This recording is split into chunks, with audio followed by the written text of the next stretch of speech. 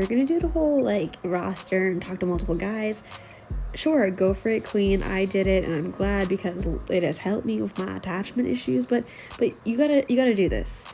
You gotta keep your facts straight, because I did not tonight. So I went on a date with a guy, and I wish I could say it was going well. It was not going well for me, but it was going well for him. So that's that. Anywho, we went to Target because it was cold outside and we wanted warmth. So we just walked around. We went to the Halloween section, and I pointed to a Marvel character with utter confidence, and I was like, hey, look, it's your favorite character. And he was like, what? I'm like, yeah, your favorite Marvel character. You told me this. He didn't. And so he goes, no, it's not. I've never seen the movie. And at that moment, she knew she fucked up. But it's okay because I didn't really like him anyway, so. It's sad that you really got to bring this up in 2022, but your attachment issues is a biological predisposition. You're going to get attached to the guys that you are being around and giving yourself to physically, right? Because that's what you were made to do. You were made to pair bond with really only one man and have his seed, and that's why you guys have that. Men can go around and sleep around all they want, and they will not catch feelings most of the time, especially those guys that's in the 20% that most of the women want. Those guys is not catching feelings for every woman that they bag, but women catch feelings for most of the guys that they let bag them. I'm careful with my words because you don't bag men, men bag you. It's like you're getting conquered, you know what I'm saying? And I hate to use that cliche, a lock that can open up by any key is just a useless lock, but a key that can open up all locks is a master lock. I mean, it's true. Even though it's cliche, it's true. Y'all gotta understand that. You cannot have rosters like men have rosters. You're gonna get caught up and you're gonna like one of those guys, you know? And it makes you look like a 304. No, it makes you a 304.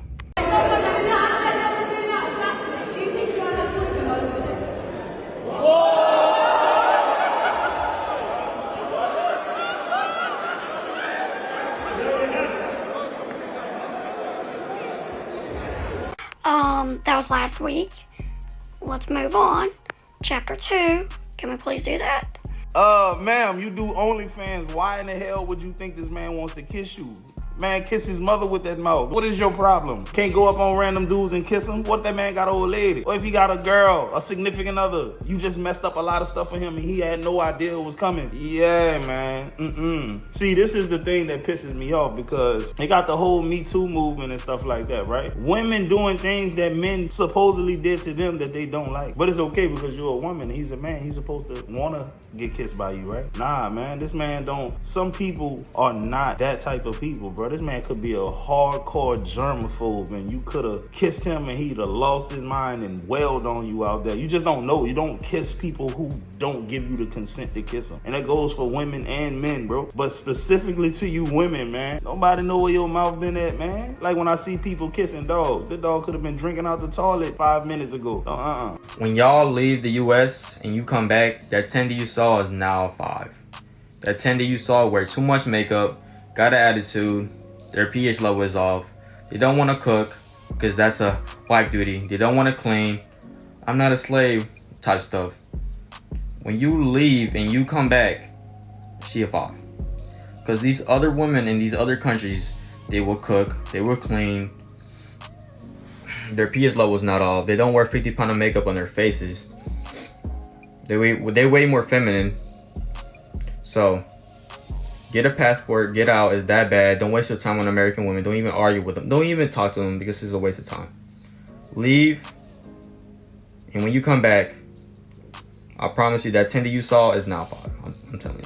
At the end of the day, little homie ain't lying, brother. Women overseas are much more feminine than the women over here because women over here got this westernized way of thinking and it's not conducive of making them more feminine women. I was at a football game the other day for my nephew and this one woman was on the sideline with her baby, or I don't know if it was her child or a niece or a nephew, whatever it was. She was bucking so hard that she gave the baby whiplash, and not only after people was like, damn, your baby is tripping right now, she dropped the baby, behaving in such a masculine, unattractive way, bro. It was disgusting and everybody was talking shit about her, but that is the state of the union right now, right? Women overseas are definitely, when he made that point about women being 10s over there, then you coming back and what you thought was a 10 over here is actually a 5. It's not He wasn't capping on that. I know so many guys who go overseas and they come back with pictures and videos and stuff like that. If you are one of them dudes that can afford to go abroad, I would not be opposed to that. And the second thing I want to say is this: do not bring them back to America, because all it takes is some of these American women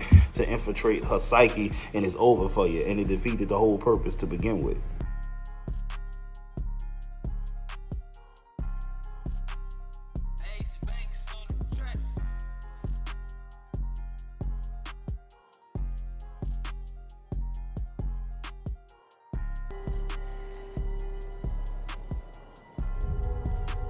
This is Sparta!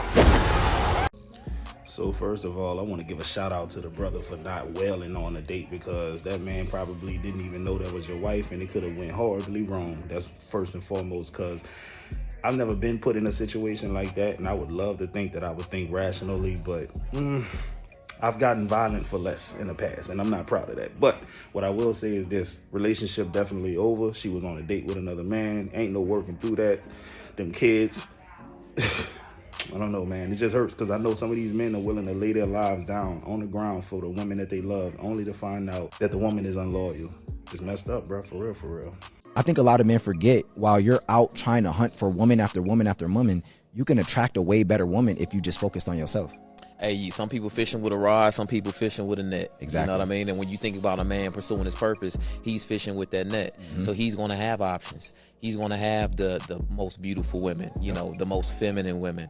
But those guys out there, you know, fucking 2-3 chicks on Tinder, it's just like, yo, I know how your bank account look, because I know what you're doing. That's where your focus is. That's where your focus is at. Guys, you have to stop chasing these women. Now, if they fall in your lap, that's a different story. There's a book written by Napoleon Hill called Think and Grow Rich, and there's a chapter called Sexual Transmutation. In a nutshell, basically it talks about if a man can control his sexual urges and desires, then he is a force to be reckoned with, and he can transmute that energy into doing things productive, like building a better life for himself, becoming more valuable, and changing the world. So if you focusing on sex all the time, that's taking your focus away from your purpose. So you guys are ass backwards. And that's basically a fancy way of saying you're gonna lose money chasing women, but you'll never lose women chasing money.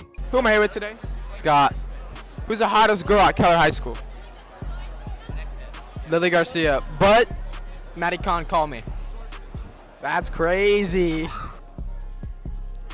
Who am I here with today? Lily Garcia. Did you know who Henry Roth is? I sure do. He's my Hoko date. Nice, nice. So what do you rate him on a scale of 1 to 10? You've already asked me this. No, I didn't. Oh. A 9.7. Okay, and on a scale of 1 to 10, how good of a dad would he be? Like father. I'd say he'd be a pretty good dad, actually. So 1 out of 10. Like a 9. That's pretty good. Yeah, I would have loved to hear her reason why she thinks he would be a great dad. At the young, tender age that she is, I would love to hear the wisdom that she spits and let us know what would make him a great dad. Good, Tim. That's pretty good. Who am I here with today? Cammie Jackson. Who's the hottest guy at Keller High School? Jacob Parker. Who is your boy here with today? JP. You know who Cammie Jackson is? Yeah. Okay, now what do you rate her on a scale of 1 to 10? Probably somewhere like 1.5, 1.75. Okay, I like it. Yeah. Okay. Who am I here with today? Bailey Cooper. You look into the camera. Who's the hottest guy at Keller High School? You. Alright, who am I here with? Dizzy Time. Do you know what Bailey Cooper is? Of course I know who she is. What do you rate her on a scale of 1 to 10? A 10 out of 10, of course. She is so beautiful. She is so beautiful. Who am I here with today? Weller. What's the quote of the day? Don't be a dummy, not on a tummy. Yo, this is interesting to me because the women think that the guys is hot, and then when the guys are asked, what do you rate her? They saying 1.5, 2, 3.